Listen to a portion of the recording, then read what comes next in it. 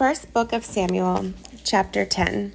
Samuel anoints Saul as king. Then Samuel took a flask of olive oil and poured it over Saul's head. He kissed Saul and said, "I am doing this because the Lord has appointed you to be the ruler over Israel, his special possession.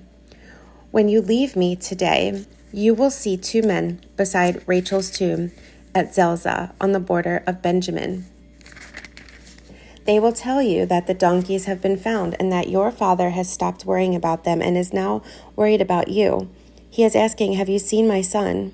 When you get to the oak of Tabor, you will see three men coming toward you who are on their way to worship God at Bethel. One will be bringing 3 young goats. Another will have 3 loaves of bread, and the third will be carrying a wineskin full of wine. They will greet you and offer you 2 of the loaves which you are to accept. When you arrive at Gibeah of God, where the garrison of the Philistines is located, you will meet a band of prophets coming down from the place of worship. They will be playing a harp, a tambourine, a flute, and a lyre, and they will be prophesying. At that time, the Spirit of the Lord will come powerfully upon you, and you will prophesy with them. You will be changed into a different person. After these signs take place, do what must be done, for God is with you. Then go down to Gilgal ahead of me. I will join you there to sacrifice burnt offerings and peace offerings. You must wait for 7 days until I arrive and give you further instructions." Samuel's signs are fulfilled. As Saul turned and started to leave, God gave him a new heart, and all Samuel's signs were fulfilled that day. When Saul and his servant arrived at Gibeah, they saw a group of prophets coming toward them. Then the Spirit of God came powerfully upon Saul, and he too began to prophesy. When those who knew Saul heard about it, they exclaimed, "What? Is even Saul a prophet? How did the son of Kish become a prophet?" And one of those standing there said, "Can anyone become a prophet, no matter who his father is?" So that is the origin of the saying, Is even Saul a prophet?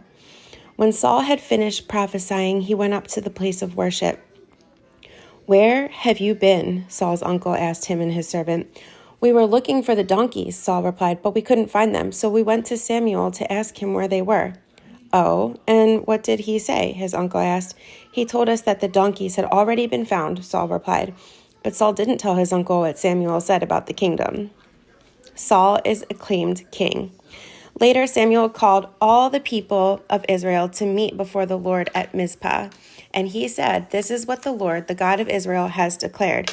I brought you from Egypt and rescued you from the Egyptians and from all of the nations that were oppressing you. But though I have rescued you from your misery and distress, you have rejected your God today and have said, 'No, we want a king instead.'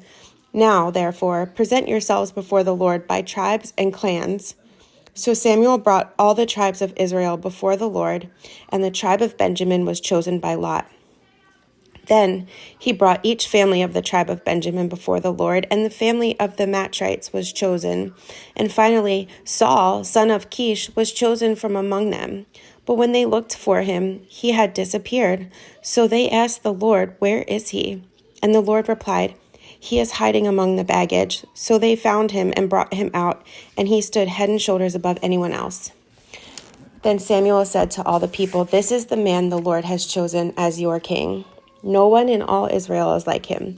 And all the people shouted, "Long live the king." Then Samuel told the people what the rights and duties of a king were. He wrote them down on a scroll and placed it before the Lord. Then Samuel sent the people home again. When Saul returned to his home at Gibeah, a group of men whose hearts God had touched went with him.